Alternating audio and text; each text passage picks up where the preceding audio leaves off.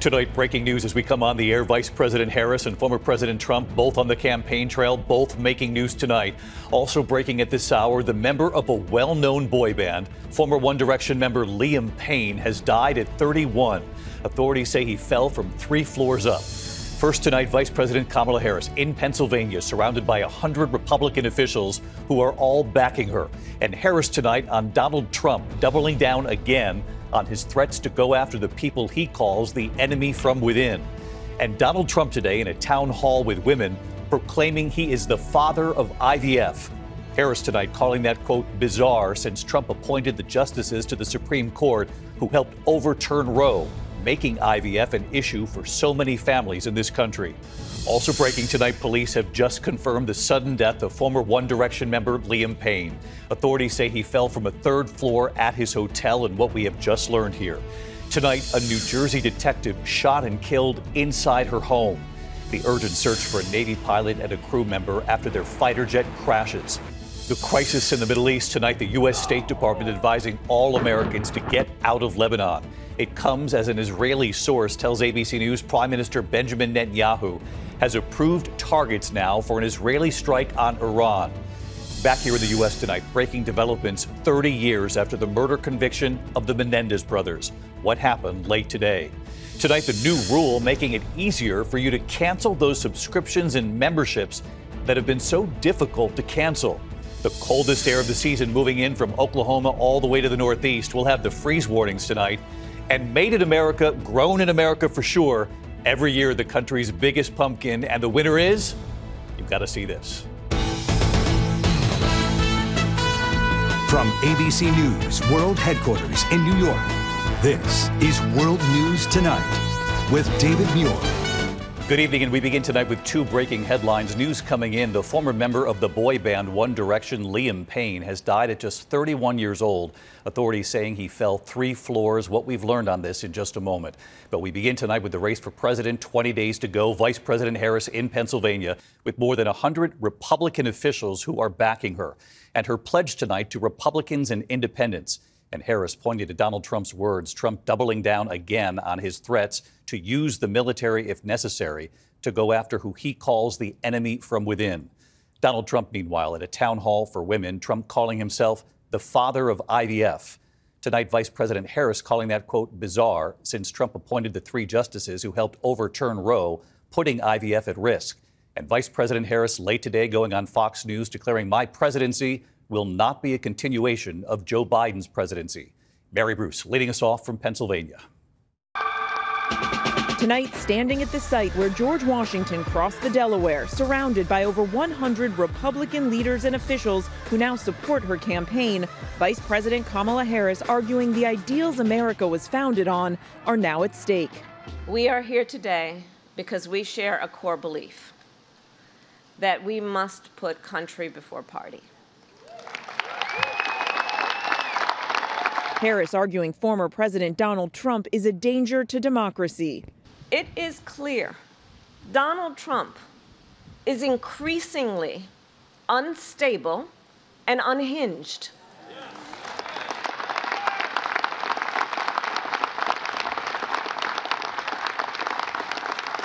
And he is seeking unchecked power. The vice president citing Trump's growing calls to crack down on his political opponents, repeatedly calling them the enemy from within, even threatening to use the military against them.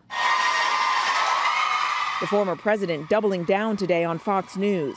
It is the enemy from within, and they're very dangerous. These people, they're so sick and they're so evil. Harris seizing on Trump's words. He has stated that one of the biggest threats America faces is, quote, the enemy from within. The enemy from within. Let us be clear about what he is saying. He considers any American who doesn't support him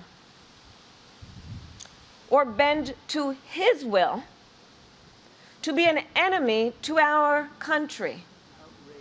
And further, he says that as commander-in-chief, he would use our military to go after them. Honestly, let that sink in. Use of the American military to go after American citizens? The vice president tonight with this pledge to Republicans and independents weary of Trump. No matter your party, no matter who you voted for last time, there is a place for you in this campaign.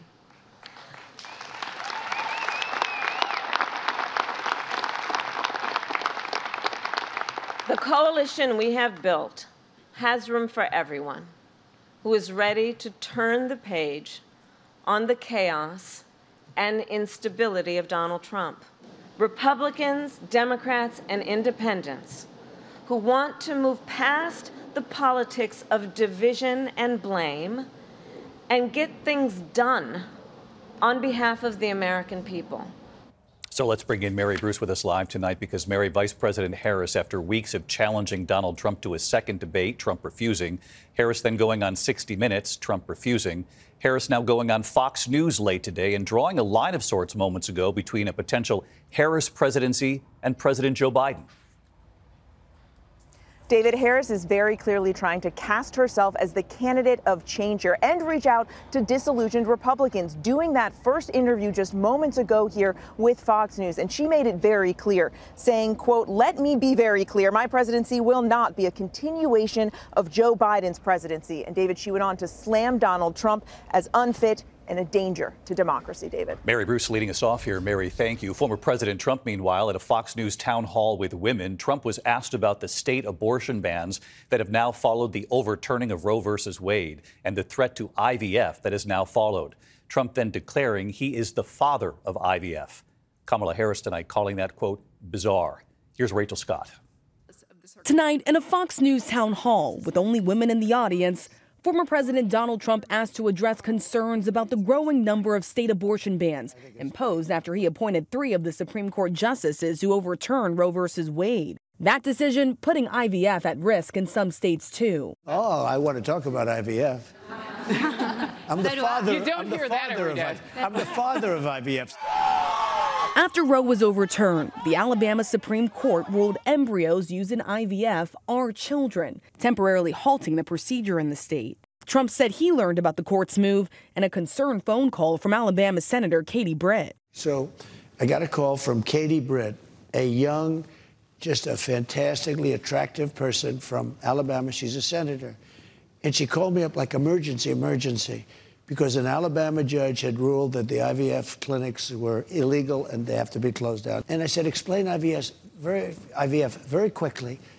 And within about 2 minutes, I understood it. I said, no, we're totally in favor of IVF. But tonight, Vice President Kamala Harris calling those comments bizarre, reminding Americans it was Trump's appointments to the Supreme Court that got us here. I found it to be quite bizarre. Actually, he called himself the father of IVF.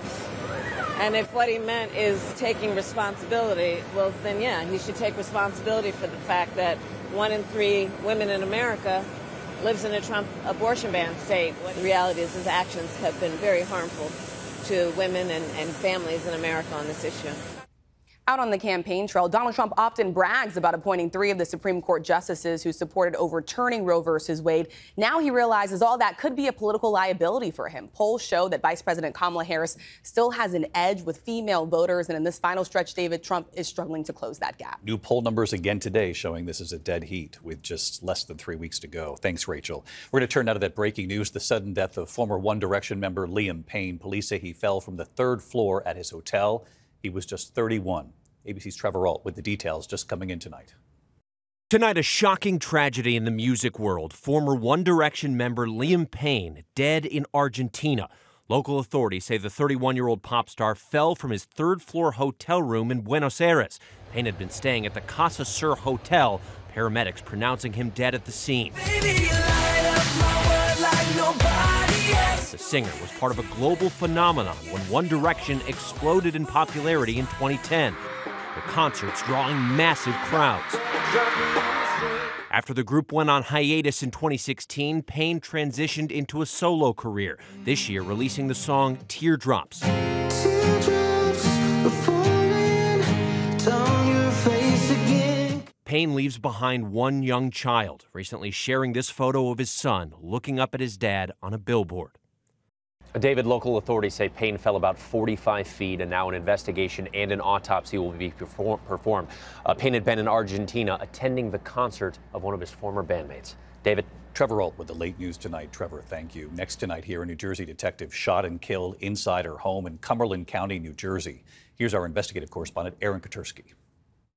Tonight, the home of a veteran New Jersey detective, a taped-off crime scene. Sergeant Monica Mosley shot and killed during a home invasion. Once I saw the yellow tape, I knew. Investigators scouring her property in Bridgeton today, carrying out evidence and examining a shed in the backyard. It was about 10:30 Tuesday night when police were called to Mosley's home because people were kicking in the front door. Bucksham Road, a gunshot. Officers found the 51-year-old suffering from a gunshot wound and said she died at the scene. She was a kind person, and she loved her children, her 2 daughters. Tonight, police say they're questioning a possible suspect found at a hospital suffering from a gunshot wound. But so far, no charges and no motive. And so far, David, authorities have given no indication Detective Sergeant Mosley knew her killer, though it is early in the investigation. Tonight, she's being remembered as a constant friend and a role model in law enforcement. David? Aaron Katersky with us tonight. Aaron, thank you. Now to the urgent search for a Navy pilot and a crew member after their jet crashed in a remote part of Washington state. Here's ABC's Melissa Adon tonight. Tonight, the Navy says it's located the wreckage of a jet that crashed near Mount Rainier while on a routine training flight, but the status of the 2 crew members remains unknown. The Navy says the EA-18G Growler jet was flying out of Naval Air Station Whidbey Island in Washington state when it crashed around 3:20 p.m. Tuesday, and that responders are facing mountainous terrain, cloudy weather, and low visibility. Where this airplane went down is in very dense, very remote forest area that can swallow up an airplane and make it very difficult to find from the air. The jet, part of a high-tech electronic attack squadron that recently completed a deployment to the Middle East. It's designed to do electronic attack, which means it jams radars, protects the fleet, protects any aircraft that would be going after enemy targets. David, it still is early on, but the cause of this plane crash is under investigation. David? Melissa Adon with us here tonight. Melissa, thank you. We're going to turn now to the crisis in the Middle East. There's word tonight that Prime Minister Benjamin Netanyahu has approved a set of targets now for Israel's retaliation on Iran. And the U.S. State Department tonight now urging Americans to leave Lebanon now. Let's get right to our foreign correspondent, James Longman, live in Beirut tonight. James? David, the State Department is advising all Americans to get out of Lebanon tonight. The war in the south is expanding fast. More than 1.2 million people have now been displaced, among them 400,000 children. Israel is unleashing new and devastating airstrikes. This entire village obliterated by IDF explosives. The IDF say Hezbollah tunnels run underneath, but it will be very difficult for people to be able to return to these homes one day. Meantime, this entire region is bracing for Israel's response to Iran's attack. The Biden administration has been urging restraint, i.e. to not hit oil or nuclear sites. But we know tonight that Benjamin Netanyahu has made his decision. It's just a question of when. David? James Longman, our foreign correspondent in Beirut. James, thank you. Back here in the U.S. into the new developments tonight in the case of the Menendez brothers, nearly 30 years now after Lyle and Erik Menendez were convicted for murdering their parents. Tonight, a major show of support. Could they get a chance at freedom? Here's Mola Lenghi. After 35 years behind bars for brutally killing their parents, tonight, a new push for freedom for the infamous Menendez brothers. Dozens of family members, friends, and supporters joining forces to pressure the L.A. District Attorney to recommend resentencing in the case. Lyle and Erik are not the same people they were 35 years ago. They've shown that they are more than their past. It was a shocking crime that is now getting fresh scrutiny amid new evidence and a new Netflix series and documentary. I believed that it was an honest and reasonable belief that I was going to die. The trial riveted this country. Erik and Lyle claimed they feared for their own lives when they gunned down their parents in their Beverly Hills mansion. The brothers describing horrific sexual abuse by their father, Jose Menendez. He raped me. Did you cry? Yes. And their cousins backing up their allegations of abuse. He proceeded to indicate to me by touching himself down and saying that his dad and him had been touching each other down there. That jury, more than 30 years ago, deadlocked. The court declares a mistrial. But LA prosecutors would try the Menendez brothers once again, just a week after their case against O.J. Simpson fell apart. Not guilty of the crime of murder. Simpson going free. In the second trial, the judge severely limiting testimony about abuse. The brothers convicted and sentenced to life in prison. Years later, in a surprise move, the LA district attorney now reviewing the case, weighing new evidence, including a letter Erik wrote to a cousin detailing the alleged abuse just months before the murders, along with a recent allegation from Roy Rossello, a member of the band Menudo, who says he too was molested by Jose Menendez, a powerful record executive. DA George Gascon telling our Juju Chang any recommendation will consider the decades already served and the behavior of the brothers behind bars. Do you think the Menendez brothers will walk free someday? Given the totality of the circumstances, I don't think that they deserve to be in prison until they die. The Menendez family arguing the sexual abuse of boys has long been ignored. They would be victims of a culture that was not ready to listen. They would be mocked. They would be called cold-blooded killers. Kitty Menendez's own sister, Joan, who's now 92, says the brothers have already paid a heavy price. They were just children. Children who could have been protected and were instead brutalized in the most horrific ways.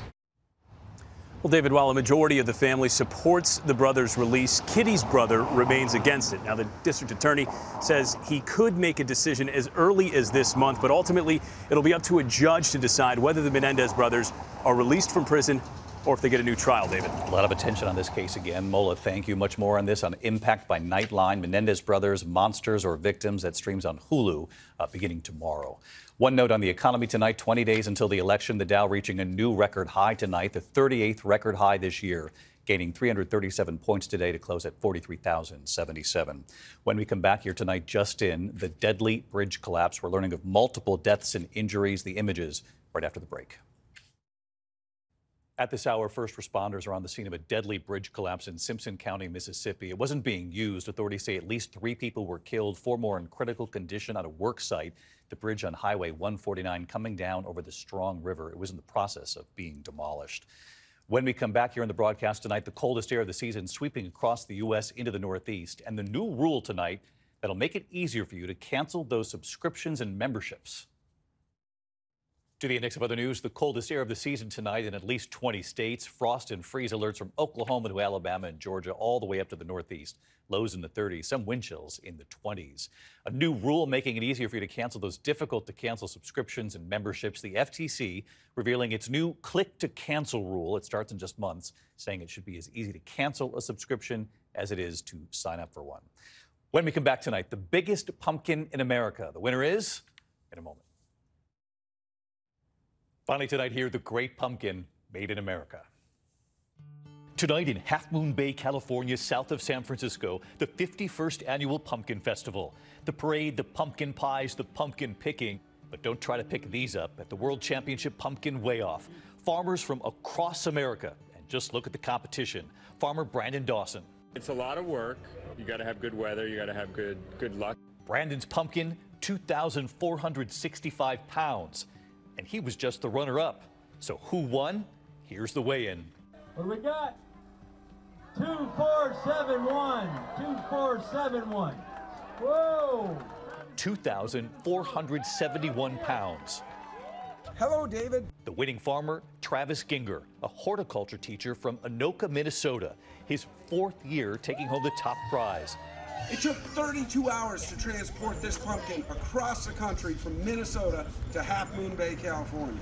Travis and his family considered their pumpkin the underdog because it took so long to grow, but they say it sure did catch up. Just wanted to give a shout out to all of our friends and family back home in Minnesota for so much support. Feels great to be a 4-time champion at the Half Moon Bay Pumpkin Festival.